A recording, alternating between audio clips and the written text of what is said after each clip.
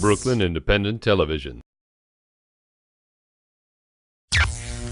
Hello, I'm Randy Piers. Welcome to Sector B, the business of Brooklyn on Brooklyn Independent Television.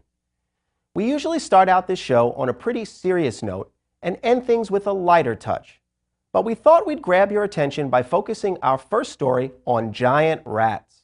That's right, giant rats, but not the kind you might see in the subway or enjoying a pile of garbage, or the giant inflatable rat you sometimes see outside construction sites.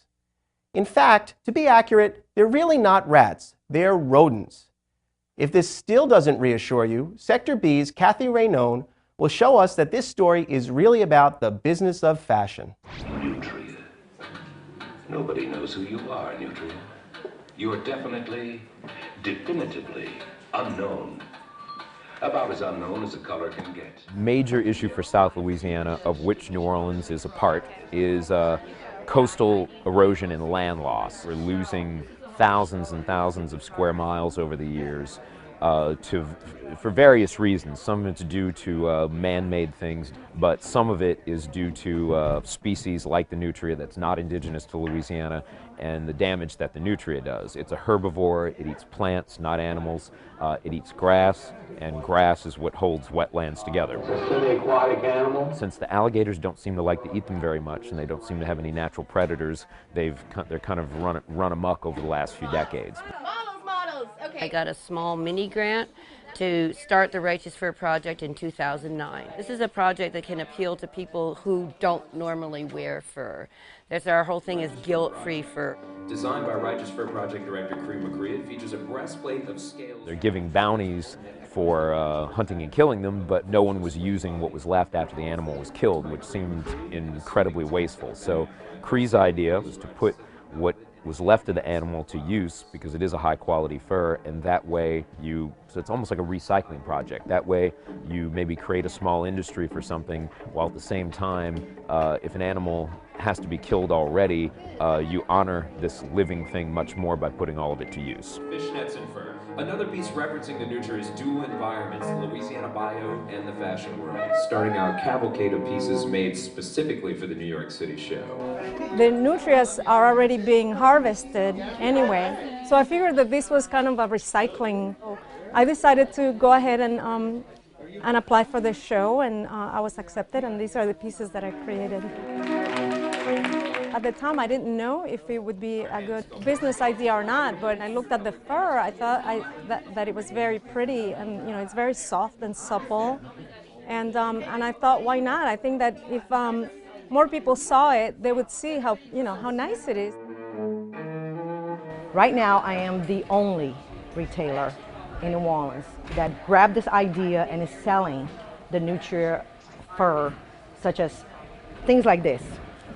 The bomber jacket with the little detail here, this beautiful bag, see? April goes wild. My customers are so interested in it. So hopefully other retailers will come along also and contribute to this, contribute to projects like this. A wonderful business. We were at the Brooklyn Flea Market, and it's garnered a lot of attention, and I was selling at a clip. I also do home goods, pillows, throws. It was selling well, so it just remains to be seen in the public. We've only done auctions and runway shows. We're looking for $700. $675 going once. $675 going twice to her and not you. The nutria fur is very fashionable, and it's something that I think people need to start buying more to raise awareness about the wetlands problem that we're facing in Louisiana. With this project was to draw attention to it and interest other designers in it. It's sort of a wild concept to get people used to, especially the era that we live in. We've gone through a time period where most people are getting away from wearing fur, and very often for good reasons. This is different because we're not proposing the farming of the animal. The idea is that this is righteous fur as opposed to other types of fur, which I think have a very checkered and negative origin. My jewelry is made out of nutria teeth. I looked at them and said, oh, wow, those are really elegant. They've got like a nice curve to them. They're orange, they're kind of interesting. And I was fortunate enough just to find Balinese silver fittings that worked with them. And then ultimately I got these hand cast silver pieces for these. And we've got the nutria stripe. And then we've got the hat. We're really glad to be in Brooklyn, and I was really excited about the fact that we were able to involve so many local Brooklyn artists in it. Some say it seems like a long, long road, but as long as there's a dream, we'll just take hold and wave to the sky.